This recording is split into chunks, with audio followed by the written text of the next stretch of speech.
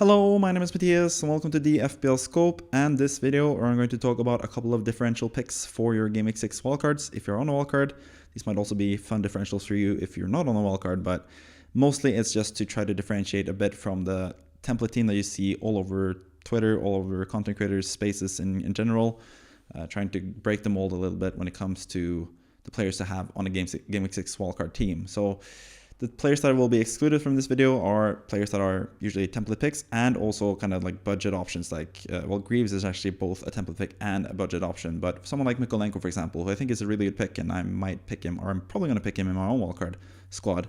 And Tyler Dibbling, for that matter, who's also like a really cheap differential guy. I'm not going to talk about those guys, and I'm also not going to talk about the main differential players. So I'm talking among goalkeepers. It's going to be Raya and Flecken are excluded. I'm not going to talk about those guys. Gabriel, Trent Alexander-Arnold, Rico Lewis, Pedro Porro even in defense. I'm not going to talk about those guys either. Ola Aina, like Nottingham Forest's defender, maybe. Ola Aina is still a great pick, but I haven't mentioned him in this video at least. When it comes to midfielders, obviously Saka and Mbuemo, Semenyo, Rogers, those guys. Not going to mention those guys in this video. Luis Diaz as well. And then up front, I think mostly Haaland obviously is the biggest template pick of all for good reason. And then you also have the likes of Solanke, Calvert-Lewin, and Wood, I think, are the most like picked forwards in general. So I'm not going to talk about those guys. But there are a couple of players, apart from those guys, that are really, really good. And I'm going to go through 3 goalkeepers, 3 defenders, 3 midfielders, and 3 forwards that you could potentially have in your GW6 wildcard squad. So let's just go into it with the goalkeepers first. And the first goalkeeper is the player that I have currently in my wildcard draft, which is Mats Sels from Nottingham Forest. I've opted with a Nottingham Forest goalkeeper rather than a Nottingham Forest defender. I think Aina, for the same price, has better bonus potential than Sels.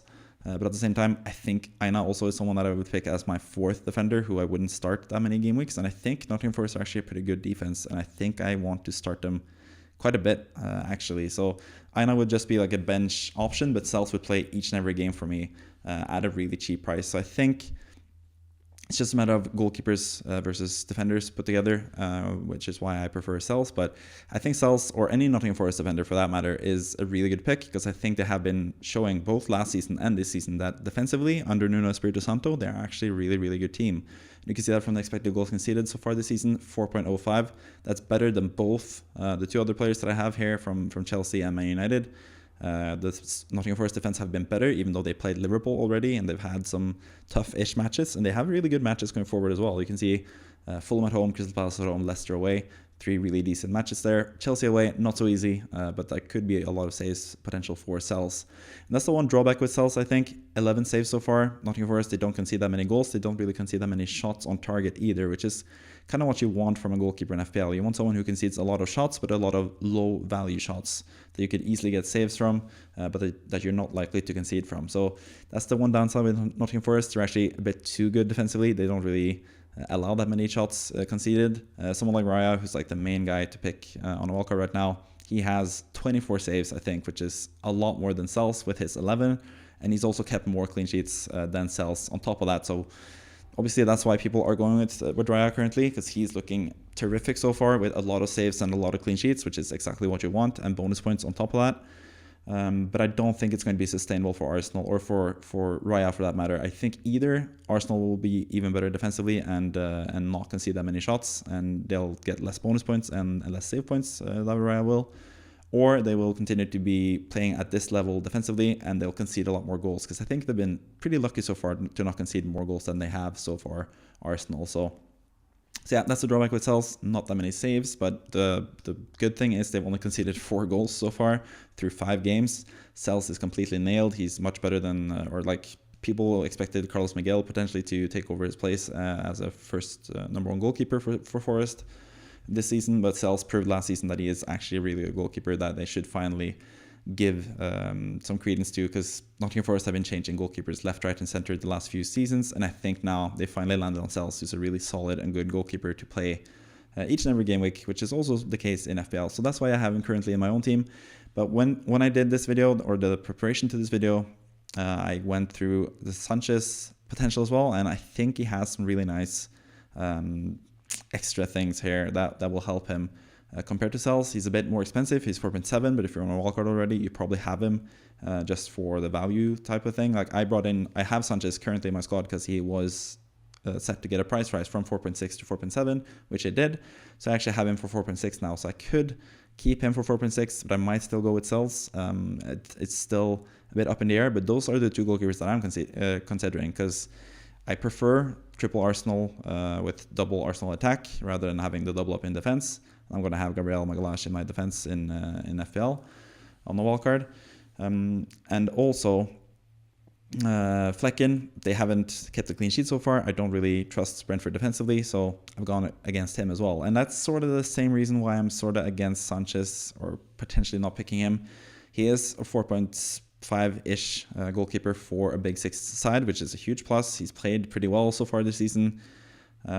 He has had a lot of saves, obviously. You can see 21 saves. It's really, really good. He's saved a penalty already so far as well, and had 2 clean sheets the last 2 matches where he had a lot of saves as well. So he had bonus points on top of that. Gotten 30 points so far. Really, really good from 2 clean sheets, which is absolutely amazing. But at the same time, I'm not sure if I trust Chelsea's defense fully. They have had pretty easy matches so far this season. The one tough match that they did have was against Man City, and they lost that match 2-0. So it will be a really nice test against the likes of, actually, like the next 4 games are against really, or decent opposition at least. Newcastle, maybe not so much, but Nottingham Forest and Brighton have been really good so far this season. That's going to be a good test to Chelsea and see how good they are going forward. That's the other sort of bad thing with Sanchez. His fixtures aren't the best in the immediate future, but at the same time, on a wildcard, you want to pick a goalkeeper to last you for like 20 game weeks. So I don't really think the next 4 game weeks are that important when it comes to the goalkeeper. But yeah, I'm not sure if I trust Chelsea's defense that much still. They were really bad defensively last season, but obviously this season they have more stability on that front with Colwill and Fofana playing mostly as centre backs, and they are 2 really, really good, talented players.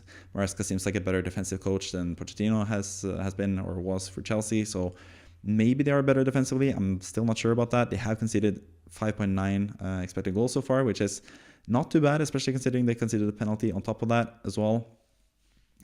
It's not the worst, actually.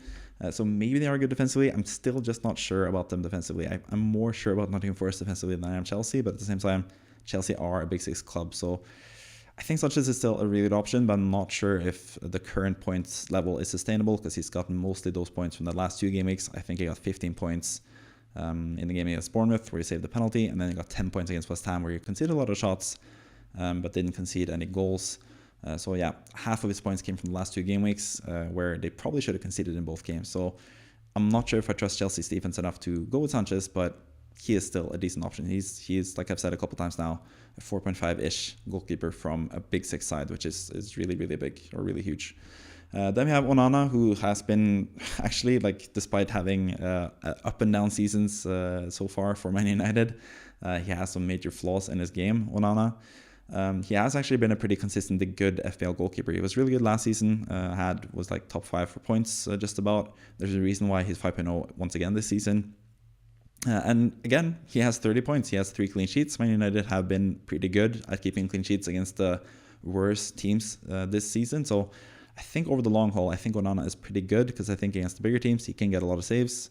And against the worst teams, Man United tend to keep clean sheets. Again, the immediate fixtures aren't the best for Onana, and he's also 5.0, which is kind of annoying to use 0.5 more than you will for someone like Sells, or slightly more than what you use on Sanchez as well. But he has proven to be a really solid FPL goalkeeper, and I think Man United will keep more clean sheets than we expect them to as well, because they just tend to do that against the worst teams in the league, basically.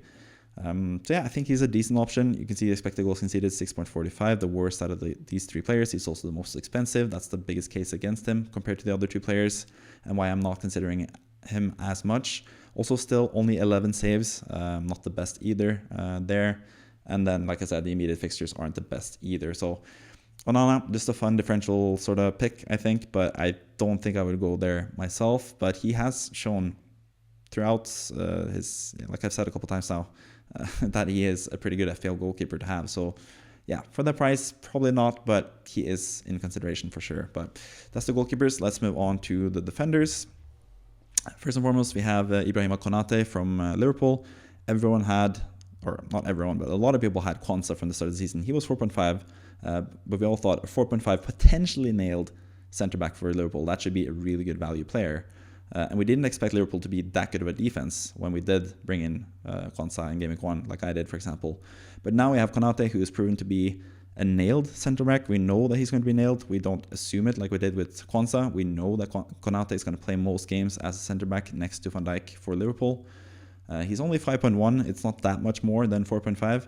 And we also know that Liverpool are a really, really good defense. So I don't think you should go with Konate rather than Trent Alexander-Arnold, because if you do have faith in Liverpool's defense being as good as it has been so far, then I think Trent is a no-brainer because he's been so good so far this season. I think even with the worst fixtures that they get, even Chelsea at home, I think that's still going to be a decent fixture for Liverpool. I think the better the team, the less fixtures matter, really. And with how good Liverpool have looked so far this season, conceding only 1 goal so far, I think their defenses are going to keep a lot of clean sheets.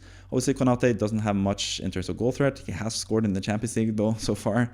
So we know he can do that. We've seen him do that in the past as well. But so far, the numbers aren't the best. But again, I don't think you should judge too much from numbers from 5 game weeks so far. We can't really judge too much from that. He's only started 4 out of the 5 games as well because he didn't start in the first game, came on and did a really good job. He's been a really good defender overall, so I don't think his position should be in threat at all this season. Or at least until he gets injured potentially, which is always the worry with Konate. But if you have enough faith in Liverpool's defense to double up with Konate and Trent, I would not really go against that. I think he's a perfectly viable option. He's someone that I might get myself as well. On the wildcard, I am considering him more after looking at the numbers and knowing how good he is as a target from set pieces as well. Potentially from Trent, you could get a lot of points that way if you have a double up with Trent Alexander-Arnold and Konate. Like I said, I don't think fixtures matter that much for a team like Liverpool, who are going to dominate most teams and have the ball most matches as well, and dictate the style of play in the match. So yeah, I think Konate is actually a really, really good pick. He's pretty good for minutes. He's proven to gotten a lot of points so far, and he's also has decent-ish goal threat, even though he hasn't really shown that as much so far this season. But yeah, I still think he's a good pick.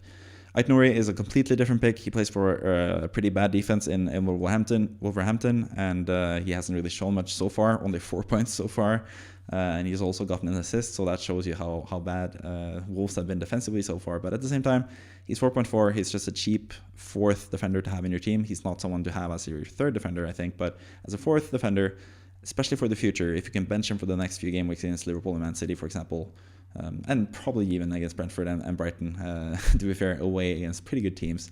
If he can survive those game weeks, I think he's going to be good for the long haul. I don't think he's an immediate pick, obviously, but you also have to think long-term on a wildcard, and he's going to be someone that you can just stash on your bench and have him ready for those really, really good fixtures, starting from game week 10 just about until like game week 20-something. They're going to have amazing fixtures, Wolverhampton. And I think Aït-Nouri, with how offensive he is, how good potentially Wolves could get defensively. Hopefully they'll improve in that regard later on in the season. But that is also, again, very much fixture dependent. Like I said, a good team doesn't really matter how bad their fixtures are as much. But with a bad team, they really need the good fixtures. And that's what I think Wolverhampton need. They just need some good fixtures to come up. And I think they could keep some clean sheets going forward. And I think Aït-Nouri is also someone that has proven in the past to have decent goal threat. So far, not so good when it comes to the numbers. But again, they face really good teams. So it's going to be really hard for them to prove anything, both defensively or attackingly so far this season. But as a player to stash as your 4th best defender, I think Aït-Nouri is a viable pick. Guardiola is someone that I have selected mostly in my wildcard squads so far, or my draft so far. I still think you can qualify him as a differential-ish. He's probably like on the borderline there. Some people have chosen him, some people have not. But it seems like Rico Lewis is the more popular pick currently, and I think that's going to be a mistake. Most people are assuming, because since Rodri is out injured for the long haul, that Rico Lewis is going to be pretty much nailed when it comes to minutes, or not nailed, but as nailed as you can be if you're someone like Rico Lewis. But I'm not sure if that's the case, because we saw Rodri get injured in the most important game that City have had so far this season against Arsenal, and Rico Lewis played 0 minutes. So I don't know why people are assuming that once Rodri is out, Rico Lewis is going to play a lot more minutes. Probably going to play more because he is a really good player in terms of dictating the style of play. Maybe it's just like the match against Arsenal, they needed more defensive power, so maybe that's why they didn't bring in Rico Lewis. We know Guardiola likes to change his tactics depending on how good the team is in front of him. Not even how good the team is, but just like from game to game, he might change the tactics and which players he plays. based off of how they are as players and how they fit into the system that he wants for that particular game. So maybe I'm reading too much into the 0 minutes for Rico Lewis against Arsenal. But I think Guardiola, just to go on the topic of Guardiola, who I think is a really good pick, we've seen so far that he has been really solid as a player. You can see the baseline BPS there is higher than Konate, is higher than Ait Nouri. He's been really good when it comes to all those other things, passes, winning tackles, all that stuff. He's been more and more offensively involved. You can see the expected goal moment hasn't been the best so far either. Then again, not that many defenders apart from Trent Alexander-Arnold have that good expected goal moment so far this season either. But I think he could play a lot more offensively throughout the season. Like I said, if Rico Lewis doesn't play as much as people expect him to do, I think Guardiola can get a more offensive role, especially now that Rodri is out again. Guardiola is also really, really good when it comes to controlling the ball, and yeah, he's an underrated asset offensively, I think, in general. So yeah, he is a bit pricey, 6.0. He might go down to 5.9 as well. So if you're on a wildcard, don't have him in your squad, but wait for him to drop in price potentially before the deadline. But if he's 5.9 especially as well, he's going to be even better value. And I think he's proven last season that he has sky-high potential as an FPL pick. He was my favorite defender going into the season because I expected him to continue doing what he did last season. He hasn't played as attackingly so far as we hoped that he would. And Man City have kept less clean sheets than we expected them to as well because, yeah, they just seem to concede strange goals from time to time. But we know Man City can get clean sheets a lot of the time as well because they are such a good team. They've just been a bit unlucky so far in that regard. So I still think Guardiola is a really good pick and someone that I'm most likely going to pick myself, just depending on price and how much money I need for the rest of the team, basically. But I think he's a really, really good pick, and I would advise going with Guardiola over Rico Lewis if that's the case. For me, it's more Guardiola versus Pedro Porro I think I'm deciding between, but we'll get into that more in the team selection video tomorrow, basically. Let's go on to midfielders. We also have the forwards to talk about as well, but we have 3 mid-price ish. I guess Foden is a premium asset with how the prices have been in this season. But we have a couple of expensive-ish midfielders because I don't really like the midfielders apart from the template picks in Rodgers and Semenyo. I don't really like most of the 6.0 or less midfielders. You also have Tyler Dibbling, who I mentioned, who I'm going to talk more about in the team selection video because he is probably going to be in my squad on my wildcard in GW6 as well. But when it comes to like the more expensive midfielders that have been sort of overlooked, I think Bowen, Maddison, and Foden are the 3 that you could mention. Let's start with Bowen again from the left from the screen here. The underlying numbers so far haven't really been that good. That's the downside to Bowen and West Ham. West Ham just haven't looked that good in general. But again, it's slightly down to fixtures. The 3 home games West Ham have been against really good teams in Aston Villa, Chelsea, and Man City. Really tough home matches. And then the away matches have been Crystal Palace and Fulham, 2 teams that have been traditionally pretty good at home at least. So the fixtures haven't been the best for West Ham so far, but for the next 2 fixtures, the fixtures are actually really good for an attacking player like Bowen. Playing against Brentford away, which is a decent fixture, at least offensively. Brentford haven't been the best defensively, so I think Bowen could score well in that game. And then Ipswich at home in Game Week 7 is also a really, really nice fixture. So I think for just like a short-term-ish punt, and even beyond that, Spurs is a team that could concede goals. Man United are a team that could concede goals as well. Depending on the match, we'll see what happens with West Ham and if they can get their act together. But I think for the next 2 game weeks, Bowen can have an audition basically in your team. If he doesn't perform well against Brentford and Ipswich, then obviously you could just sell him and move him on. If he performs like decently, you could still sell him and move him on because they have tougher fixtures in 8 and 9. But if he performs well, you could just keep him for the long haul as well, because I think Bowen has proven in the past that he is a really good player. It still remains to be seen. Maybe the fact that Lopetegui is the manager now, maybe he'll be less of a good pick in FPL, but I think it's too early to tell just at this point, basically. So I think the next 2 fixtures are probably the best 2 fixtures West Ham have had offensively so far this season, and I think Bowen could surprised a lot of people when he's not really that highly regarded so far this season. And that's why he's basically a differential pick, and I think he is someone that you should consider for the next 2 game weeks especially. Maddison sort of has the opposite problem. The next 2 game weeks, not the best. Man United away, Brighton away. I think Spurs are one of those teams like Man United where if they face a really bad team, they're going to be really, really good, especially someone like Maddison who's going to be pretty much the talisman for his team. I think I've talked about that in the past as well in FPL. Players like Maddison or Eze, for example, who are involved in everything, they are much better against worse teams, or teams where they have the most possession, basically. And then against teams that are better defensively and where you wanted to counterattack, it's more about the focal points, the likes of Watkins and those guys. Rashford is someone that comes to mind as well. That suits those players more. So I think for Maddison, the next two fixtures aren't the best, and that's why I'm kind of not picking him potentially, but I'm also considering just like looking at the numbers, especially. That's the main part of Maddison. 4.29 expected goal involvement is just absolutely fantastic. That's the second best out of all midfielders in the whole game. You can see the 7 shots in the box is decent. 3 big chances is really good. So yeah, I think Maddison is just a really good pick in general. And I also think, especially from Game Week 8 onwards, if I was on a Game Week 8 wildcard, I think Maddison would be pretty easily picked. I think just the next two fixtures are a bit like iffy. We still don't know about Spurs, how good they are. They have been sort of up and down this season, but they've also shown against Everton, beating them 4-0, how good they could be. Also, this last game against Brentford, 3-1, looked really, really good. And once again, Maddison looked absolutely amazing. At this point last season, Maddison was like a template pick by far, and he has really performed like as good as he did last season. But I think the end of last season, with how Spurs performed and how Maddison performed, basically soured people on Spurs, and I think that might be a mistake. So Maddison is definitely someone you should consider for your wildcard, especially if you don't really buy the hype when it comes to Luis Diaz, for example, or if you have just enough money in the bank to have, basically Saka and Buemo and Maddison and potentially Diaz on top of that as well. Some people have enough money to get those 4 players in midfield and then have 2 cheaper-ish strikers next to Haaland up front. Then I think Maddison is a really good pick, especially for the long haul. I think he's going to be a terrific pick. And even against the Man United and Brighton, Spurs could be the better team in both those games, and Maddison could prove to be, again, a really good asset in those 2 fixtures as well. So, yeah, Maddison is a really good pick that I'm strongly considering, but I'm probably waiting until Game Week 8 to bring him in personally, but we'll see what happens with him.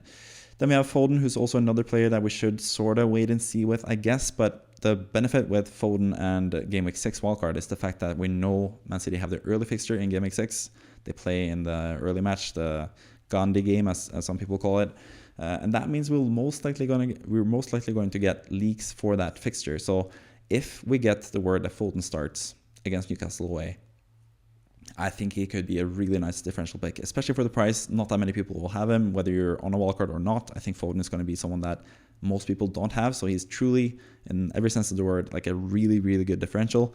And we know for 9.3 last season, if we knew he was going to play against Newcastle, or a team like Newcastle that have struggled lately at least, I think we would be really interested in bringing him in, especially seeing as he has Fulham at home, Wolves away, Southampton at home in the next 3 fixtures after that. The fixtures are just so good for Foden, and he's going to be really hard to get if you don't buy him now as well, or like if you don't structure your team in this way, because obviously you're going to have Haaland and Saka most likely, potentially Trent, Alexander-Arnold. You're going to have a lot of expensive players, so getting Foden in on top of that, it's going to be pretty difficult, but you can get it done if you do it already in Game Week 6 on the wildcard. It's going to be easier to make sure the team is well set up for the foreseeable future that way. So if he starts against Newcastle, I think he's going to be a terrific pick as a differential. And I'm also looking potentially to bring him in Game Week 7 or Game Week 8 potentially if he is proven to be good. I think potentially Game Week 8 is where I'm going to look to bring in Foden if I have the chance myself. But if he starts against Newcastle, I'm going to consider it if I can find enough money to bring him in. But currently for my own team, I have 2 like premium-ish strikers next to Haaland, so I can't really afford him at that price, especially on top of Saka and Buemo, who I also really want in my team. So personally, I don't think I'm going to go with Foden, but I think he is someone, if you're looking for that differential player, he could be the king of the game week, as they call him. If he gets the most points this upcoming game week against Newcastle, he's that good. We know how good Foden has been in the past, and if he plays centrally for 60 plus minutes, he can get a lot of points. So I think he's a really nice differential player to consider at least. Finally, we have the forwards. Let's move on to those guys. And as you can see the look of all 3 strikers' faces. They sort of seem a bit disgusted that you haven't really considered them that much. I guess Havertz is someone that is going to be more and more considered now, especially with the news that Raya is struggling still with his hamstring injury. He might not be ready for Game Week 6, so maybe people will jump off of double Arsenal defense and jump on double Arsenal attack. And if that's the case, Havertz is the standout pick, obviously. He plays as a striker mostly. The worry I've seen this a couple of places is the fact that Trossard is now out for the Leicester game. He is suspended for that game. So maybe that means Havertz needs to play in midfield and they play Gabriel Jesus up front. We also saw Ethan Nwaneri score 2 goals in the cup from that attacking midfield position, by the way, which Havertz is going to play. If he doesn't play as a striker, he's going to play as an attacking midfielder. And we saw 2 goals from Nwaneri in that same position in the cup game. And we also saw Havertz come on and score as well in that same game. So I think Havertz is still going to be a really good player. Even if he plays as attacking mid against Leicester, he can get a couple of goals in that game. I think Arsenal will kind of explode offensively now. They have been struggling a bit offensively so far this season, partly due to the red cards that they've gotten so far, and also partly due to the tough-ish fixtures that they've had as well so far. So I think they will sort of explode going forward, and I think Havertz is going to be a really, really good pick. He's currently in my wildcard squad, and I think I'm going to pick him. I'm pretty sure I'm going to pick him on top of Haaland, and then potentially a third, or it's going to be a third forward as well on top of that. But I think Havertz is a really good pick. Even if he plays attacking mid against Leicester, he's going to get some points. And from that point on, I think he's going to play as a striker as well. Southampton home, Leicester at home, just 2 fantastic fixtures where I think there's more attacking upside than defensive upside. So I think Gabriel, Saka, Havertz is the best triple up with Arsenal currently. Some people will go with Raya, and if they don't trust Raya being fit, they'll go with someone like Saliba, for example, instead. But I think Havertz is someone that you should definitely consider. 8.1 is quite expensive, but I think Havertz has shown at the end of last season and always at the start, and also at the start of this season, he's proven that he has the capabilities to score a lot of goals. He has 5 big chances so far, which is pretty good. 10 shots in the box, 4 chances created, which is also decent. He doesn't have the best expected goal moment, but that's the case for Arsenal in general, just because they've had, like I said, tough fixtures and red cards that they have had to deal with the last few game weeks. So I think with the easier fixtures and eventually fully fit squad, Havertz is going to be a really, really good player for Arsenal pretty much. Watkins, he's not really considered too much on a wildcard. I've seen a lot of people with him for Game Week 6. I wish I was in the position where I had Watkins for Game Week 6 and I could wildcard him away for Game Week 7 onwards. But including Game Week 6, the fixture against Ipswich away, I think Watkins could be a really, really nice pick. I think he could potentially be the best captaincy pick this week as well, which is kind of a rogue shout as well. If you really want to be differential this week, pick Watkins on your wildcard, or if you're not on a wildcard, and then select him as captain, because I think he could explode and have that type of Brighton fixture that he had last season where he got like 26 points.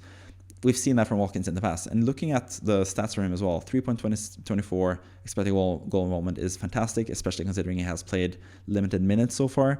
The last 2 matches, he's played more minutes though. He's played alongside Duran towards the end of the matches, which is really nice to see. So his minutes are ticking up.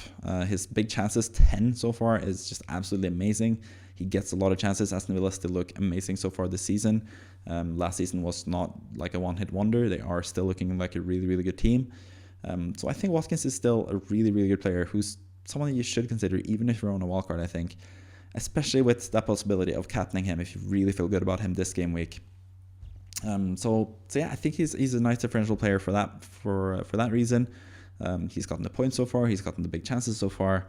He's gotten the minutes now lately as well, which has been the big worry for me just because Duran has looked really good. But the fact that Duran plays alongside Watkins now is also a really huge plus because Watkins is going to play more minutes that way. So yeah, I think Watkins is especially good for Game Week 6 against Ipswich.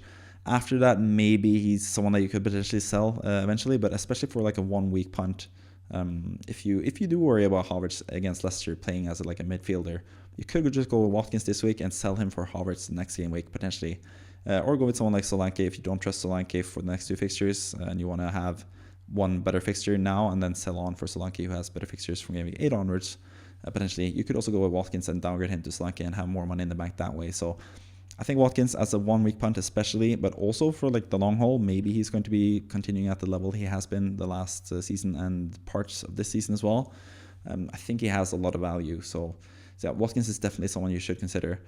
And then finally, the last player to talk about here is Strand Larsen. And again, it's the same thing as with Aït-Nouri. Wolves is a team that you should just bench until Game Week 10 or game week 9 potentially, and then you start them. But I've seen a lot of people struggle with the fact that they have to bench Rodgers against Ipswich in this really nice match for Aston Villa. They have to bench Rodgers, for example, in game week 6 because the rest of their attacking players are really, really good for this game week. And that's where someone like Strand Larsen comes in handy, because you can just bench him against Liverpool. You can play him against Brentford, which is a really decent match for Wolves. I think you can surprise a lot of people in that fixture.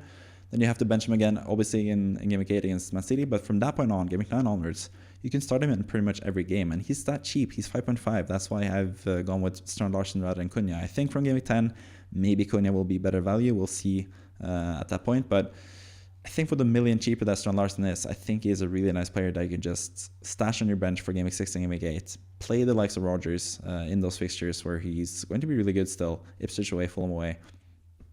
You can play in those game weeks if you did consider just benching him for those game weeks. And then just have Strand Larsen for the long haul when he's going to be a really good player. He's played 5 out of 5 games so far from start, 407 minutes. His minutes are strong. He's only lost, 43 minutes so far out of the potential 450 minutes played. 17 points. He's got no goal and an assist so far as well. Not the worst expected goal moment, but again, you have to take into consideration that Wolves have had really tough fixtures, so that's going to go up once they get easier fixtures. So I think for the long haul, Strand Larsen is a really good pick. And if he's like the 8th attacker for your team, I think he's a really decent pick that I might choose myself as well. But like I said, I'm most likely going to go with Haaland, Havertz, and Solanke as my front 3. So I'm not going to have that cheap attacker, but I think Strand Larsen is someone that I would definitely consider if I had a cheap forward, and I think he's someone that shouldn't be discounted. And I think Wolves as well, defensively, they're going to struggle more this season. They're going to concede more goals most likely, which might be a reason you shouldn't pick Ait-Nouri, who I just talked about earlier in the video. But if they concede a lot of goals this season, they have to score more goals to get results, basically. And that's going to bode well for their attackers like Strand Larsen or Cunha. But I think for now, if you're Wildcarding game week 6, Strand Larsen is more like, you don't want to buy Cunha for 6.5 and then bench him for 2 of the next 3 game weeks. You'd rather want someone who's cheaper and then spread the money more around. So for now, I think Strand Larsen is better. Potentially, Cunha will be better eventually, but I think it's pretty close between those 2 guys as well. Depends on penalties, and if Cunha takes penalties, I think. If that's the case, then Cunha probably is a better pick than Strand Larsen long term, but we don't really know yet who's going to take penalties. But I think Strand Larsen is a really good pick. You can see 4 big chances already as well, despite the tough fixtures, despite the lack of chances in general for Wolves in these tough fixtures. He's proven to be the main striker for Wolves, and that's always going to be a really good asset in FPL, especially once their fixtures get better. So that's pretty much it. Gone through all the players, all the differential picks that you could choose for your team. Probably not going to select too many of those players myself, just for what it's worth, but 1 or 2 or 3 at least of these players you could definitely consider to have in your squad at the same time, on top of all the other template picks, I guess. But if you want to know more about which players that I'm potentially looking to bring in myself for my own team, for my wildcarding game week 6, because I haven't wildcarded myself, look for the team selection video tomorrow when I'm going to talk about these players on top of the more nail players that are, or the more template players that I have selected myself in my squad, including the cheaper players like Mykolenko and Dibbling that I didn't talk about in this video, that I'm going to talk more about in the team selection video, because I think they are really, really good picks, but at the same time, they're more like bench options as well. So I didn't really want to talk about them in the differential video because they're more enablers than they are actual players that could surprise you and be outstanding picks starting every single game week going forward, basically. But yeah, that's it for the video. It was a bit jumbled together, but I hope it made sense most of the time. At least I hope you enjoyed it. I hope you would like it on YouTube. Press that like button and the subscribe button as well. Getting closer to 1,000 subscribers, which would be really nice. And with that out of the way, thank you for watching. Bye bye. See you next time.